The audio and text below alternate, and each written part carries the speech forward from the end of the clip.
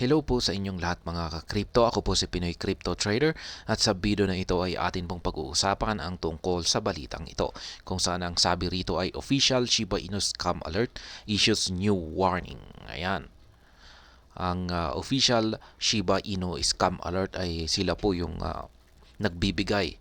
Yung trabaho po nila ay nagbibigay ng babala para sa lahat, lalong-lalo na yung community, na yung buong community ng Shiba Inu. Nagbibigay sila ng mga babala para maiwasan ang mga panloloko, ang mga scammers. Yan.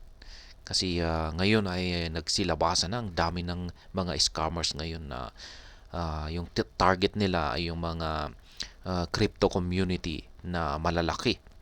Yun, malalaki ang bilang, at kasama na rito si isa na po dito ang community ng Shiba Inu. Kaya ayan, atin pong mahalaga po na dapat nating malaman kung ano yung kanilang paraan sa pag-i-scam na ito para maiwasan po natin. At ayan, bago po tayo magpatuloy ay nais ko po munang bigyang linaw ang aking disclaimer kung saan ang nilalaman po ng video na ito ay hindi po ito isang financial advice. For education and information purposes lamang po ang layunin nito. Maliban po dito ay nais ko na rin pong magbigay babala na wala pong kahit anumang group chat ang Pinoy Crypto Trader. Ayan, ang sabi po rito ay Shiba Inu scam alert. Crypto exchanges warned of malicious emails about potential SHIB listing. Ayan. Ang gamit po nila sa pang-i-scam ngayon ay emails. Yan, sila po ay yung mga scammers na ito ay nagkakalat po ng maling mga emails, informations na laman ng emails. Yan, tungkol sa potential na listing ng Shiba Inu sa mga crypto exchanges. Yan, dahil alam naman po natin na kapag nalilista ang isang crypto sa isang exchange, lalong-lalo na kung pag ang exchange ay isang malaking crypto exchange, ay maaring magkaroon po ito ng malaking impact sa presyo ng isang crypto. Yan, kaya ayan, pero ginagamit po ito sa maling paraan ng mga scammers. Yan, ginagamit nila para makapanloko ng tao. Yan, male factors continue to target Shiba Inu. Susbarium, the cryptocurrency official scam alert channel, has issued a new warning to the community and exchanges. Shibarium alerted the community that bad actors pretending to be official Shiba Inu team members have been sending malicious emails. Ayan na nga. Bad actors ang tawag po ngayon sa mga scammers.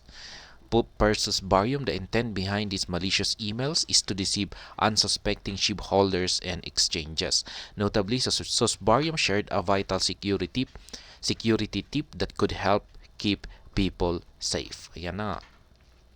Yung target ng mga scammers dito, yan sa kanilang malicious emails ay ang mga investors ng SHIB at ang mga exchanges.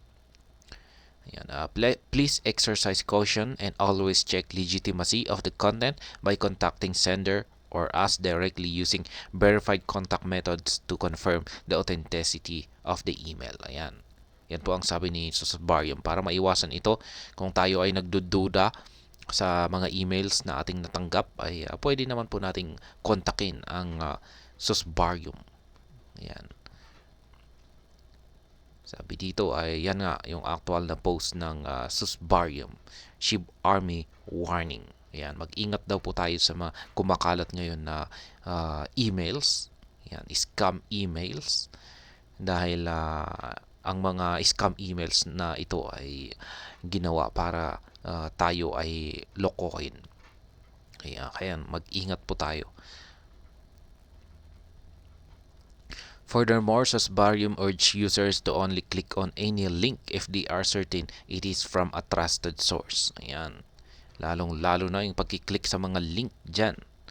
Kasi yung pag-click natin yung link dyan ay dyan po tayo, yung computer po natin. Yan ay dyan po nagkakaroon ng malware. Yan, mai-infected ito ng malware. Kaya yan yung mga malwares naman na ito ay yan po yung kukuha sa mga sensitive informations natin. Hackers offer $160,000 to Poloniex Poloniex to list phantom version of SHIB. Yan po yung ginagawa ng mga hackers. The X handle of Sosparium also attached a screenshot of a malicious email sent by hackers to the Poloniex exchange. Gusto nilang biktimahin ang Poloniex. According to the screenshot, the attackers, who claimed to be from the Shiba Inu business development team, offered to list Phantom Chain version of SHIB on Poloniex. The scammers offered the sum of $160,000 to Poloniex for SHIB-related campaigns on the exchange. However, this will only happen after Poloniex successfully integrates the Phantom Chain version of SHIB into the exchange. Ito po yung kumakalat ngayon na peking version ng SHIB, yung Phantom Chain version. Mag-ingat po tayo dyan. Shiba Inu community admin issues similar warning. Sosparium alerts follows a previous warning from the Shiba Inu community admin Ragnar SHIB. As reported yesterday, Ragnar SHIB emphasized that Shiba Inu does not have Phantom Chain version nor an official link account.